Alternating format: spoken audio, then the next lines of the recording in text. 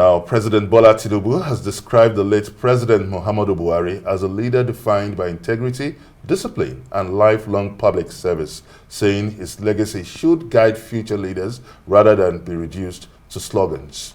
Tinubu spoke at the launch of the biography From Soldier to Statesman, The Legacy of Muhammadu Buhari in Abuja. He noted that the book provides Nigerians with an opportunity to learn from Buhari's achievements, flaws, and urging that sustaining his legacy is the greatest honor. Tinubu pledged that his administration will continue to uphold Buhari's principles of purposeful leadership, integrity, and public trust.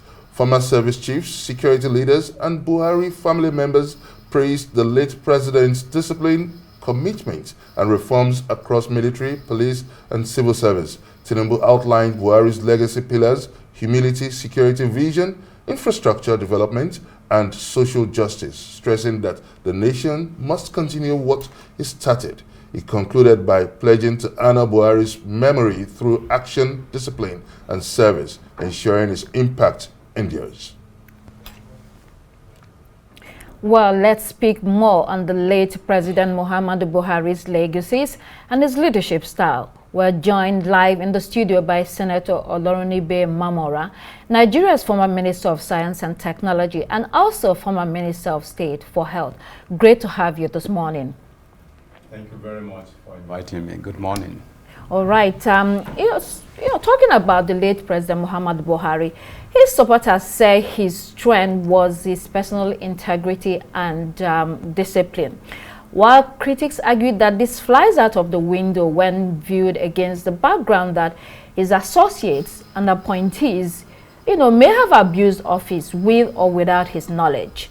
So, for instance, former Aviation Minister Hadi Sirika is being probed for spending millions of government funds on a non-existent airline. Same with the Attorney General and former Minister of Justice Abubakar Malami, who also has corruption allegations hanging over his neck. So it means that personal piety alone is not enough to run a country, especially a country like Nigeria. So let's have your reaction to all of this.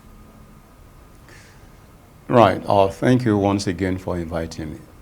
Well, I think the first thing to say is that there is no human being that is perfect. We all have our imperfections one way or the other. And secondly, yes, the issues you have mentioned regarding some of the ministers that served under President Muhammadu Buhari, they have cases, as it were, ongoing. So it will be premature, so to speak, to start, pontificating or, drawing conclusions without allowing the whole process to go through. But having said that, one thing that is clear about late President Muhammadu Buhari is the fact that yes, part of that leadership style is that once he brings you on board to work with him, he gives you all the latitude and based on trust. But if somehow along the line there is a misstep or something, then you are your own. You are your own, and you will allow the due process to take its course. So that's just the thing. He will not micromanage you in terms of an assignment that has been given unto you. And of course, except when you have issues, of course, you go back to him to explain why probably you are unable to achieve. And then he will see how best to assist. But he will leave you to do what he has brought you up to do within the context of the assignment, and of course using your own judgment and staying within the confines of law and due process. Okay, now we all know that former President Buhari was very conservative in his ways. In fact, some critics have even gone as far as to say that he was quite slow in how he approached matters. Do you think that this had an impact on Nigeria's recovery, and how? Yes, yes, that's one of the things that critics will say in terms of being slow. And I think President Muhammadu Buhari himself once said it, that when he was a military head of state, he was used to doing things, you know, with that cliche then, that with immediate effect and automatic alacrity, or, you know, that kind of phrase then.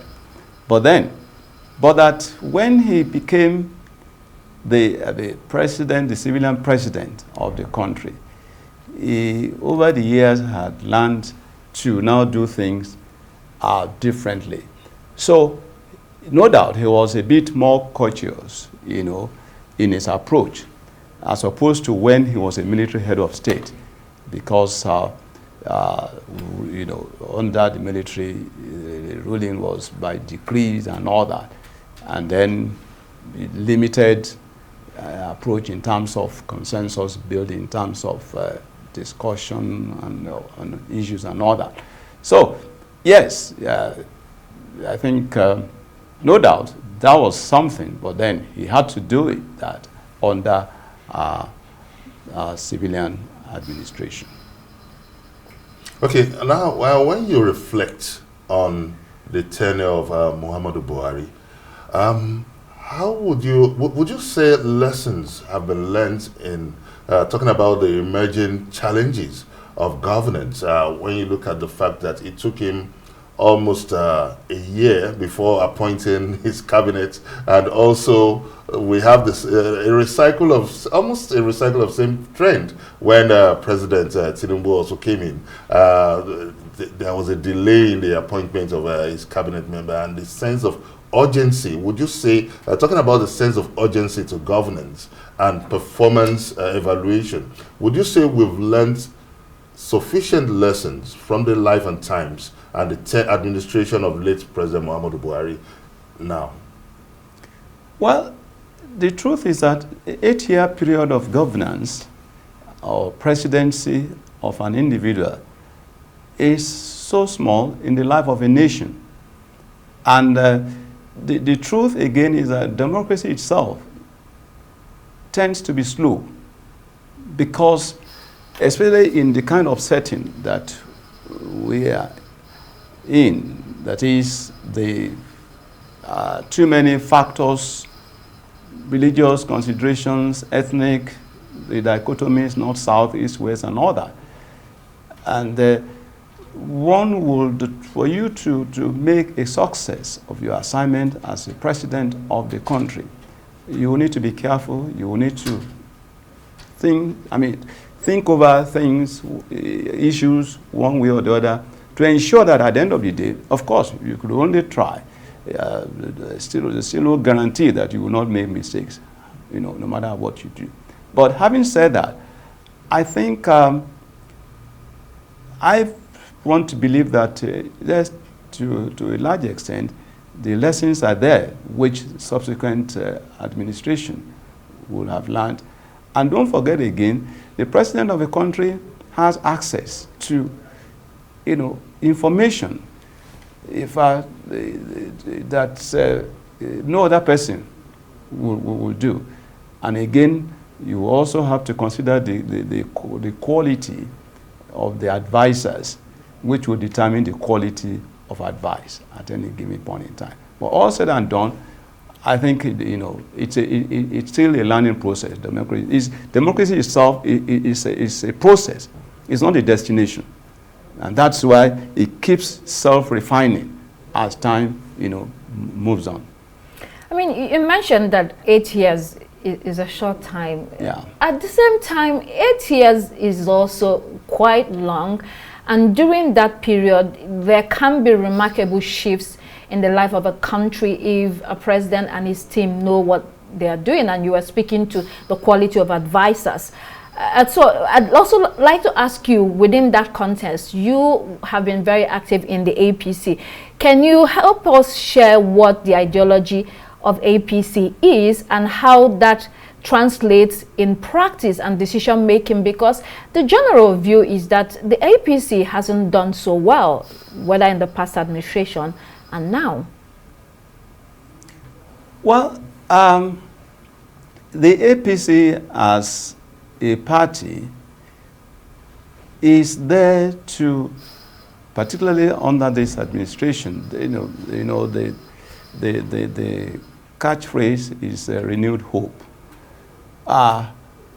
which says or tells you that yes, there are things that we're looking forward to in terms of call it better life, which is all encompassing, whether in the area of health, in the area of education, in the area of social investment, in the area of infrastructure, just name it.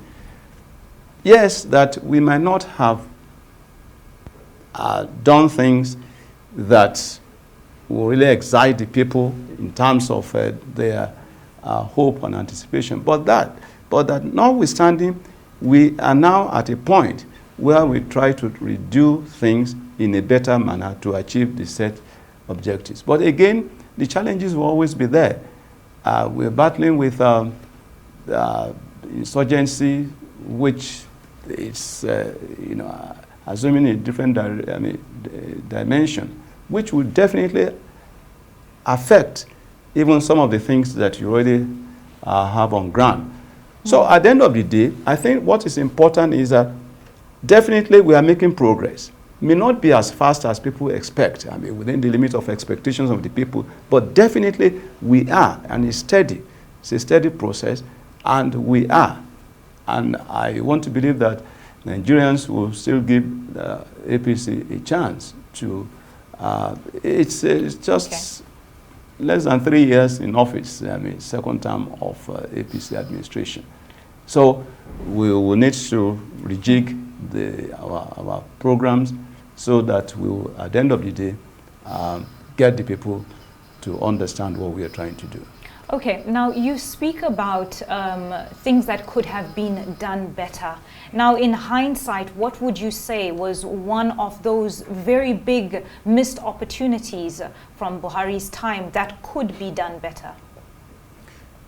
Well, one of the things which is probably very fundamental, going by the Constitution, which says that security and welfare under fundamental objectives and directive principles of state policy, that security and welfare shall be the primary purpose of government. I think one of the things I believe we probably could have done better is the area of security and how we handle the insurgency, Boko Haram, put it in any way, militancy and all that. I think we should have handled it better, and I believe that that process is being followed right now. That is to do things differently to ensure that we really give it all that it takes to make the country better for all of us. Senator Mamora, one major policy shift between your administration under the leadership of late President Muhammadu Buhari and this current administration was that of the removal of fuel subsidy that really created so much intense controversy. It looks like your administration shifted the buck,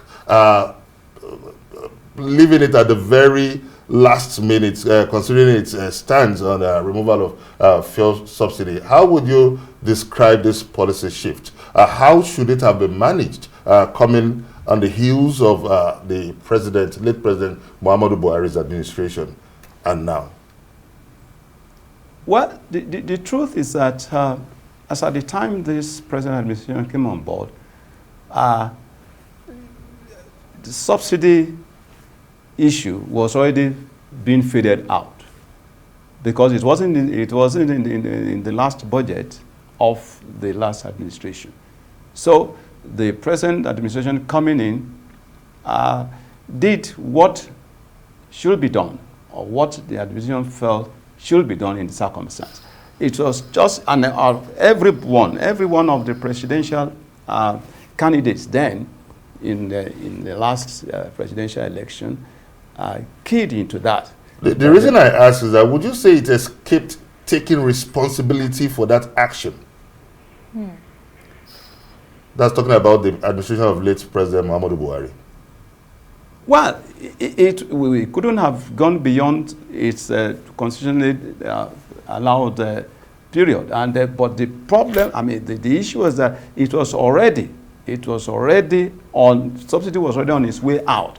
But it was just the implementation that the present administration, on the heels of the last administration, had to put in place.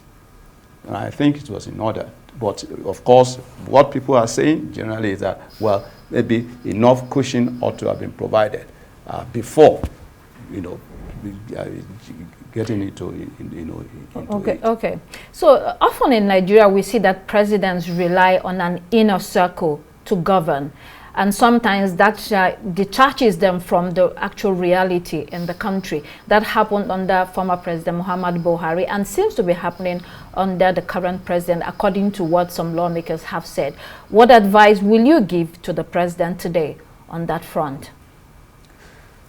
Well, there is no way that to some extent a president or any leader won't have what you can call the kitchen cabinet or inner caucus. There's no way it won't happen. But to what extent does it really affect the overall system of governance? And again, who at the end of the day is the president or a leader listening to? That's why I mentioned the quality of advisors, which will also determine largely the quality of advice. So, well, it's a function of who the president or the leader feels will be in the best position to advise and on what issue. But at the end of the day, the goal is still the same, which is better life for the people, because that is the fundamental thing. And I believe that he who feels it knows it. So I think Mr. President, at a given point in time, is in the best position to choose who and who will that he will feel comfortable to work with and rely on the advice being given. All right, thank you very much. That is Senator Olurunimbe Mamora, Nigeria's former Minister of Science and Technology and also former Minister of State for Health. Thank you very much for joining us on Daybreak this morning. Thank you very much for inviting me once again. Indeed, that's all we have time for here on Daybreak. It's goodbye from me, Benga Ashiru. And I'm Constance Ikoku. Thanks for joining us on Daybreak today. Please do keep it here on Arise News. The morning show is next. I'm Yolanda Robert. Goodbye.